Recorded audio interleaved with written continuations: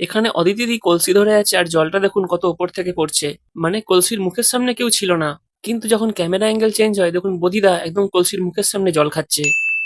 এইটাও সম্ভব? কিগানদা নিজের ব্যাগটা রাখছে দেখুন প্যান্ডেলের মুখের একদম ডান দিক ঘেঁষে, কিন্তু সবাইকে মারার পর যখন ব্যাগটা নিতে যাবে দেখুন ওই ব্যাগটা প্যান্ডেলের মুখের একদম মাঝখানে চলে এসছে। কি বলছিস তুই? এখানে দেখুন বদিদা বাঁ হাত দিয়ে পেপার ওয়েটটা ধরে আছে, আপনাদের আরো সামনে থেকে দেখাচ্ছি দেখুন বাঁ হাতে পেপার ওয়েটটা আছে।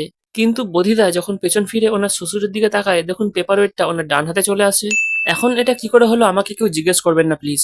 কথা কি ক্লিয়ার না ভেজাল আছে? এখানে ডেভিড দা যখন ওর হাওয়াই চপ্পল দুটো রাখে দেখুন ওর মাথা দুটো একদম সামনাসামনি ছিল, কিন্তু যখন ক্যামেরা অ্যাঙ্গেল চেঞ্জ হয় দেখুন ওই হাওয়াই চপ্পলের মাথা দুটো কতটা দূরে দূরে হয়ে গেছে। এটা হলো কি করে, কেউ তো হাওয়াই চপ্পলে হাতও দেয়নি। বলেন কি? এখানে বুবাই আর সাফাতকে দেখুন বদিদার একদম সামনে বসে আছে, আর তখনই বুবাই যখন সাফাতের মাথায় মজা করে হাত দিয়ে ঠেলছিল তখন বদিদা বুবাইকে বড়দের মাথায় হাত দেওয়ার জন্য বকে। সেহেতু বুবাই আর সাফাতকে পেছনে বসে থাকা বদিদার দিকে তাকানো উচিত ছিল, কিন্তু না, ওরা সামনের দিকে তাকালো, এমন মনে হচ্ছে যেন বদিদা সামনে বসে আছে। বাবা, কি কাব্য মারা কথা রে বাবা।